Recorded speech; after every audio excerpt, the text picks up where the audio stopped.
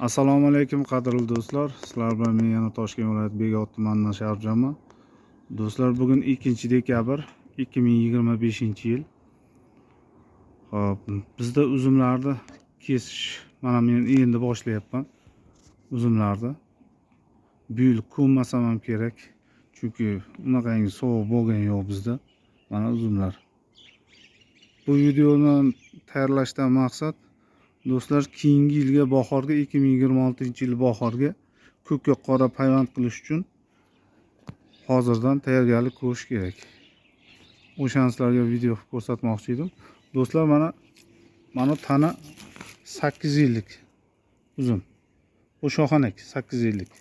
Mana shuni endi yangilamoqchiman. Bu yilgi yangi sortga. Inshaalloh nasib qilsa, erta bahor, aprel oylariga ko'kka qora payvand qilish niyatimiz bor. O'shangacha hozirdan tayyorlab qo'yapmiz do'stlar. Mana bunday katta tanaga yaqin joydan mana kalta 1 pindik, 2 pindik qo'yib kesiladi mana shunday. Mana shunday. Mana bu yerdan keyin kesib tashlaymiz, mana buni olib tashlaymiz. Hali video davomida yana ularni ham ko'rsatib boramiz. Tayyor bo'lganini. Hozir bir o'zimman, chunki o'shaning uchun o'zim qilyapman. Mana shu yerdan kesiladi. Mana qolinyapti mana. 1 pindik, 2 pindikdan qolyapti mana. Bitta, ikkita, 3ta qoldi bu yoqdan. Bu yoqdan bitta, ikkita qoldiraman-da, buni ham mana shu yerdan olib tashlayman. Keyingi yilga erta bahor, aprel oylariga juda baquvvat mana shu yerdan ko'k novdalar o'sib chiqadi. Mana shu pindiklardan. Mana bunga bemalol keyin ko'kka qora payvand qilsak bo'ladi. Mana shunday qilib katta uzumlarimizni o'zgartirsak bo'ladi bemalol. Bemalol kattartirib keyingi yilga bu yil 26-yilda payvand qilamiz. Yaxshi ko'klaydi. Nishona hosil ko'rsatishi ham mumkin. Lekin keyin 2027-yilda 100% nimaga kiradi? Hosilga bemalol yotadi bular. Chunki tana katta, 8 yillik, tomiri baquvvat.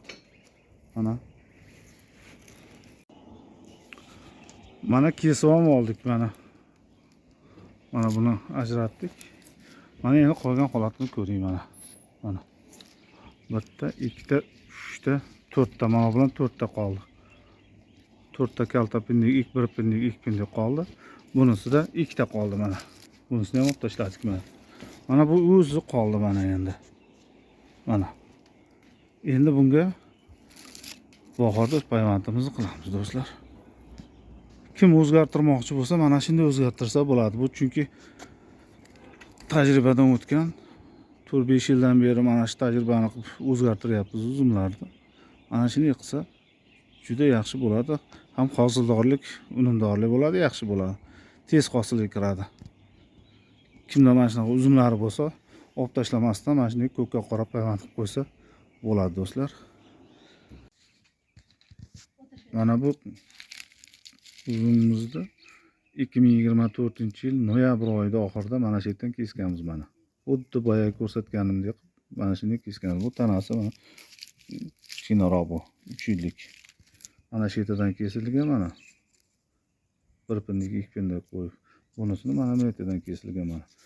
Bular yonidan chiqqan bu yilgi ko'klagani mana kaltak. Mana yerdan qo'yib keyin kesib qilingan. Bunisi ham mana bundan mana bitta pindikdan chiqqan, ondan kesilgan mana. Ko'knovda mana shundan kesilib payvand qilingan keyingisi buni. Mana. Kaltaklari mana 100% pishdi, hammasi yaxshi o'sgan, natija yaxshi. Bularni kesib olib qo'ydik. Qolganini hosil uchun qoldirdik buni.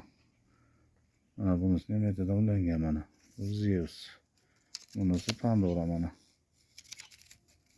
Bu mana xudo xolasa 2026-yilga 100% hosilga kiradi bular. Mana qalamchalari. Hali barga ham turibdi bularni. Bular 100% hosilga kiradi. Mana shunday qilinsa hosilga tez kiradi o'zim. Lekin yana bir narsani aytib o'tishim kerak. Har bir tanaga bir xil nav ulash kerak. Masalan, bu tanaga bitta Pandorani, faqat Pandorani ulash kerak. Zeusni boshqaga ulash kerak. Chunki o'z xonadoningizga hosili uchun qiladigan bo'lsangiz ana shunday qilib qilinadi.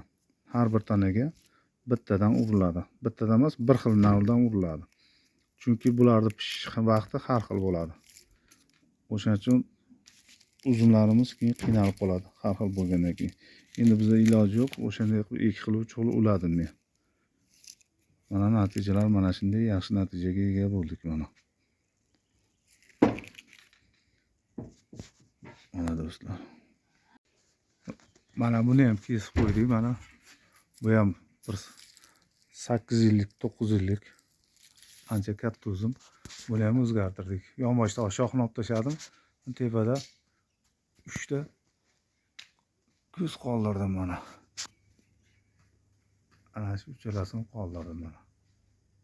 Mana bitta, ikkita, yonboshida 3 ta ko'rinib turibdi. Ana shu uchalasi qoldi. Keyingi yilga bu. Bugungi yetkazmoqchi bo'lgan ma'lumot videolarimiz mana shu. Sog' bo'linglar, salomat bo'linglar do'stlar.